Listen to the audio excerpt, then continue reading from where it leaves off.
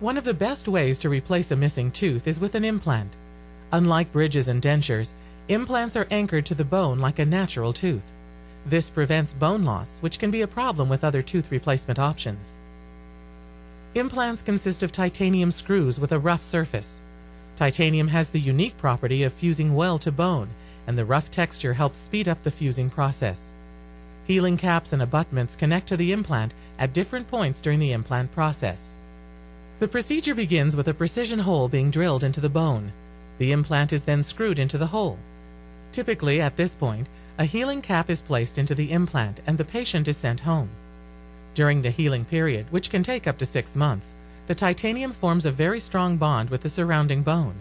The healing cap can then be removed and an abutment is placed into the implant. An abutment is a post whereon a crown can be placed. Once the crown is placed, the implant procedure is complete and the patient can function as they would with a normal tooth. There are variations to the implant procedure depending on the patient. There are times when the healing cap process is skipped and an abutment and crown is added right after the implant is placed. Usually the patient is directed to chew very carefully for a few weeks or even months while the implant fuses to the bone. Consult your dentist if this is an option for you. When adequate bone is not available, a bone graft might be required.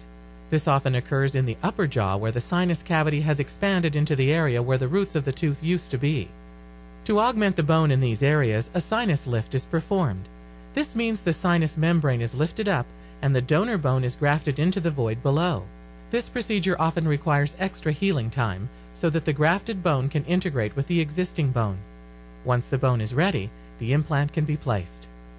Implants are very versatile and can be used to replace a single tooth, to support a bridge, or even a full set of dentures. Patients with dental implants find them almost indistinguishable from real teeth. There are no special hygiene routines, and eating and chewing feels natural. When possible, this is the best method for replacing missing teeth.